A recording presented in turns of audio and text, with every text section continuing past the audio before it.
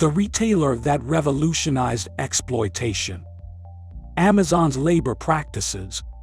In the vast, almost incomprehensible cosmos of e-commerce, one star burned brighter than all others combined. Amazon. Founded by Jeff Bezos in 1994, it began as a quaint online bookstore in his garage. Who would have thought? A store on the internet where you could buy books. Revolutionary, truly. And while your Aunt Gertrude still reminisced about walking to the local bookstore on Saturdays, the rest of the world eagerly jumped aboard the Amazon train, looking forward to the magic of one-click purchases. But little did the world know that this bookstall would transform into a monolithic dragon, breathing fire onto retail landscapes everywhere. In this age of electronic consumerism, Amazon, not to be confused with the vast South American rainforest, which, by the way, had its own set of problems, was the kingpin. In what seemed like a blink of an eye, this fledgling enterprise transformed. Books. Oh, they were just the start. Soon, you could buy everything from A to Z. Need a kayak? Amazon. Craving some Belgian chocolate at 3 a.m. Amazon, of course. And just when everyone thought this was peak convenience, Amazon introduced Prime with its revolutionary promise of 2-day shipping. Welcome to the dichotomy that is Amazon, the gleaming beacon of the 21st century marketplace. The e-commerce boom was in full swing. Convenience was king, and Amazon its chief architect. Its very structure promised a future of unparalleled ease and comfort. Why stroll through the store aisles when one could just add to cart? After all, digital cart pushing requires far less effort than physical cart pushing.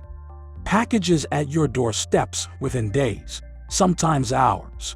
The company's meteoric rise captured a whopping 49% of the US e-commerce market by 2018. Let that sink in for a moment. Every second online dollar was spent on Amazon. Impressive or terrifying, you decide. But let's put on our thinking caps. How did the public perceive this titan? Here lay Amazon's master stroke. Through a blend of marketing finesse and genuine innovation, they were painted as the futuristic Robin Hood, taking from physical stores and giving conveniences to the masses. Their sleek devices, groundbreaking technologies, and promises of a brighter future made it all too easy for the masses to overlook any small, insignificant details, like, say, human rights. And let's not forget Alexa, their AI prodigy. In a world where people strained their ears to hear whispers, Amazon gifted them a device that listened all the time. Homes across the globe echoed with Alexa Play, as with millions of Alexas sold by 2018. Ever heard of Amazon Web Services or AWS? Sure, it sounds like just another tetchy term one would nod at, feigning understanding. But by 2019, AWS accounted for about 13% of Amazon's total revenue. That's a whopping $35 billion. For perspective, that's like making money off selling air, virtual air. To truly grasp Amazon's dominance, just peek outside the window, those struggling shops with their sales signs. That's the aftermath of Amazon's retail onslaught. As competitors gasped for air, Amazon held almost half the e-commerce breadth in the US.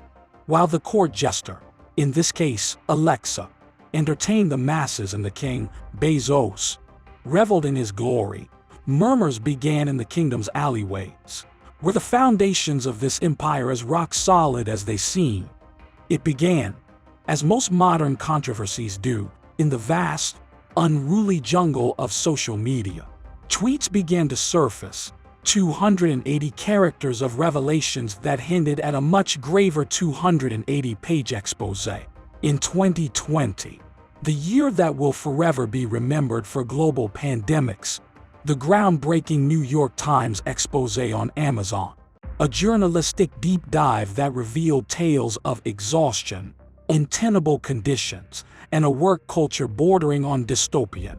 Well, when that article is backed by interviews with hundreds of employees, paired with unsettling statistics like 74% of Amazon workers avoiding bathroom breaks to meet quota, and in 2019, emergency services were called to Amazon warehouses 600 times for worker injuries, you bet it could. The world was introduced to the stark dichotomy of Amazon, a company promising to deliver the future, yet allegedly mired in labor practices of the past. Governments that had previously rolled out the red carpet for Amazon's investments suddenly sat up. Investigations were launched in not one, but several countries. France, Germany, and even the US started poking around Amazon's vast labyrinth of operations. Whistleblowers, previously shadows in the vast machine, stepped into the light, armed with evidence and tales of woe. The Department of Labor was not amused. The findings hinted at potential breaches of the Occupational Safety and Health Act. Fancy terms, but in layman's jargon, Amazon seemed to be violating keep your workers safe policies. By 2021, the lawsuits filed were enough to compile a hefty novel.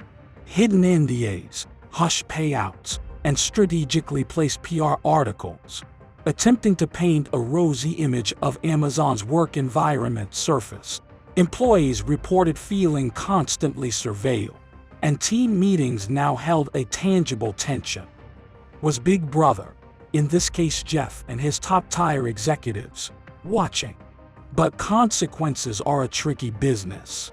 While some workers found their voice, many still feared retribution, struggling silently. After all, in a post-pandemic world where job security was a luxury, could one really blame them? Financially, Amazon seemed to possess a Teflon coating. Amazon stock remained surprisingly resilient. Just a month after the expose, Amazon reported quarterly revenues surpassing $125 billion for the first quarter of 2021. Seems like public outrage and billion-dollar profit margins exist in parallel universes. Suddenly, Prime didn't just mean quick deliveries. It stood as a symbol of consumerism's cost. Social media influencers, who once gleefully unboxed Amazon parcels, now sported a more contemplative look. Was the two-day delivery worth the ethical price? While Jeff Bezos stepped down as CEO in July 2021, the world wondered, was it the scandal's aftermath, or merely a strategic move in the grand game of corporate chess?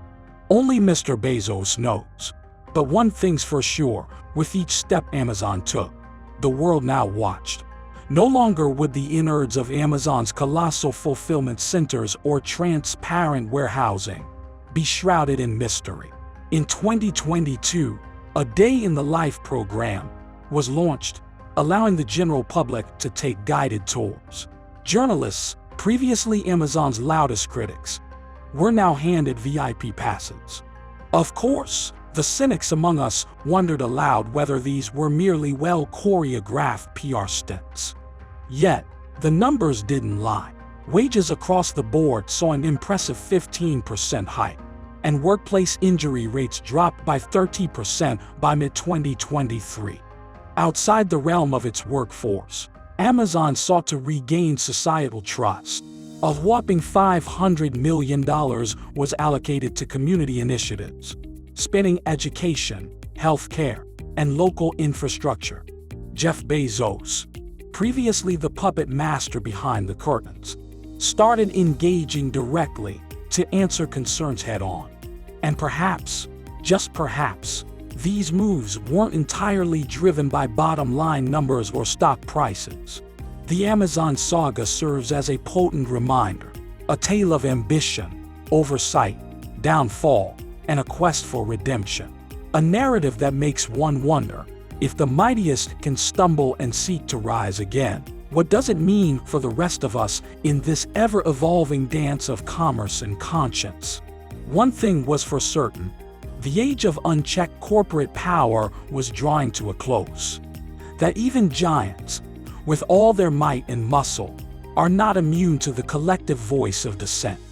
The future impact remains to be seen. As consumers, the power is ultimately in our hands and wallets. The Amazon saga is not just a cautionary tale for businesses, but a testament to the power of collective action.